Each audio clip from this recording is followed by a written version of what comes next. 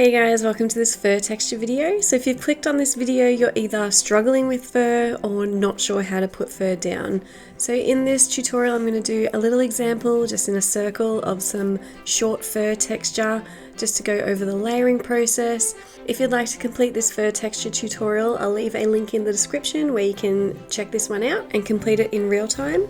At the start, we're just going to quickly talk about some fur strokes and how you're putting these down on the page. And if you stick around to the end, I'll show you a couple of examples of different kinds of fur and where you should be using these fur techniques.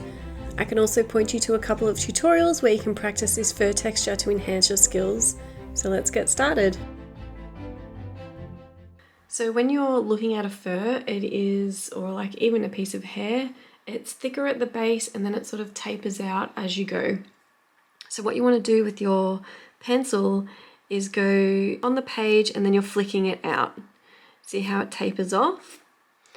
And so here I have a pretty blunt pencil, and you can see the lines are pretty thick.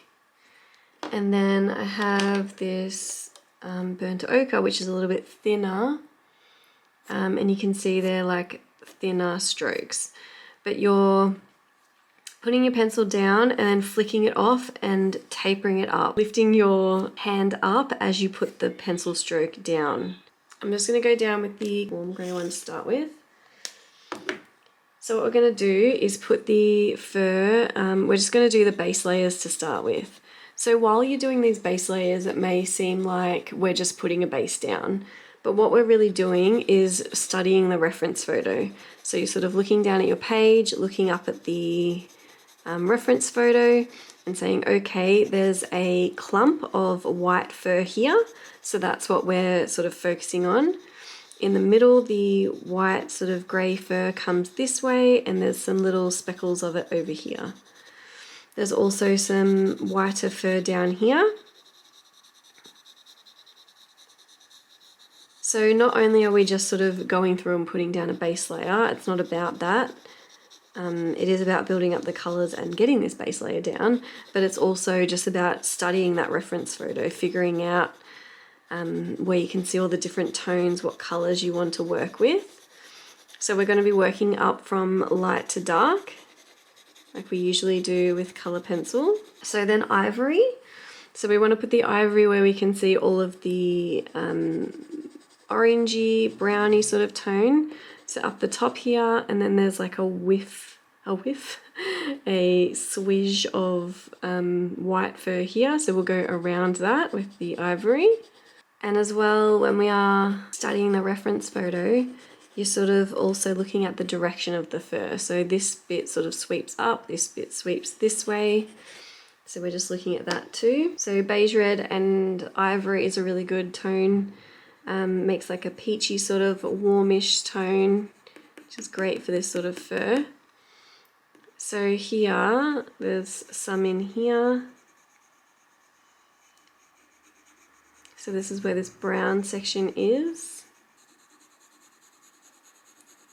And then we'll go in with some of the burnt ochre. So this is when we're going to start to put in some of our fur strokes. So you can see down here,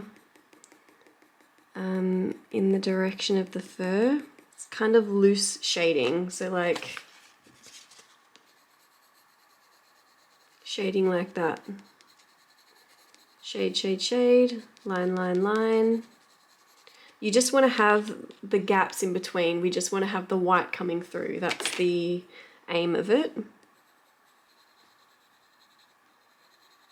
And then up here as well, we're starting to get a little bit longer with the strokes because we can see there's longer fur up here.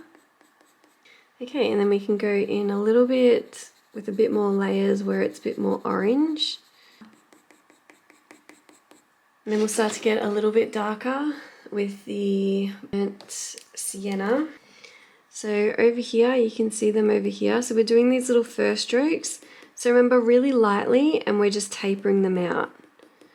Make sure to do really little strokes. Again, sort of really little.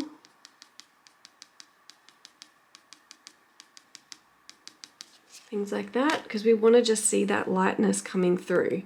And like I said before, where it's darker, we just go in with more layers, or you can just do like a gentle glaze over, which will help darken it. But you do just want to have that light fur coming through. This gives the impression that the white fur is overlapping and against the direction.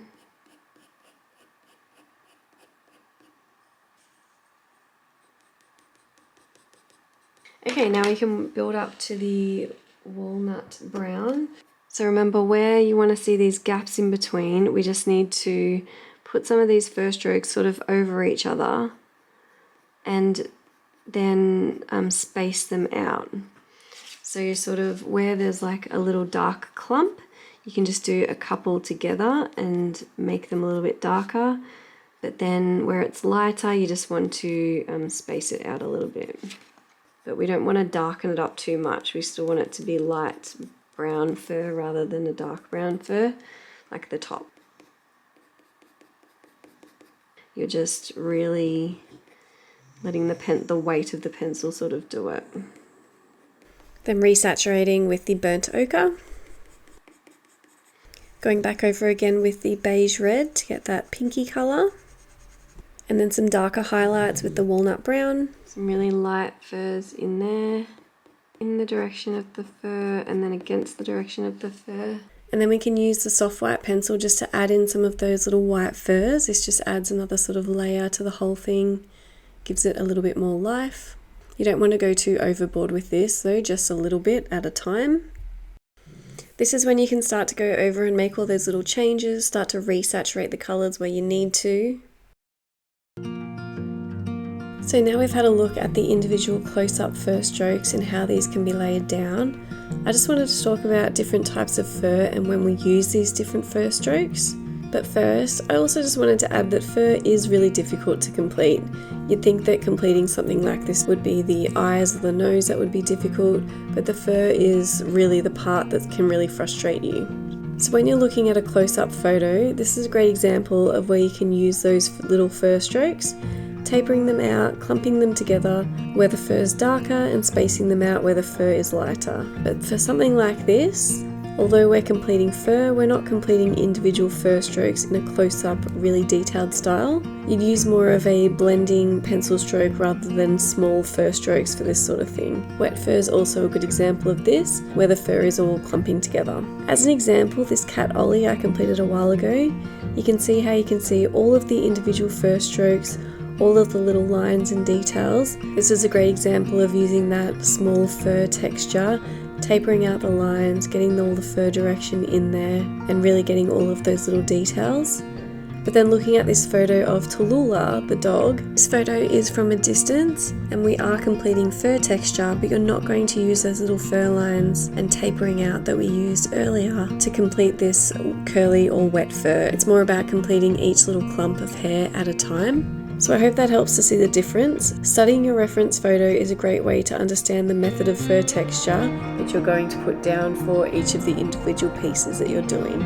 So if you'd like to practice short fur, you could check out the monkey tutorial or the dog eye and even the fox eye have some really good practice for short fur in there. For curly fur, you could check out Benson, or the saw-wheat owl has a lot of clumpy feathers, or even the lion. Also the labradoodle. I'd love to know what you thought of this one and if there's anything else you'd like to learn in the future.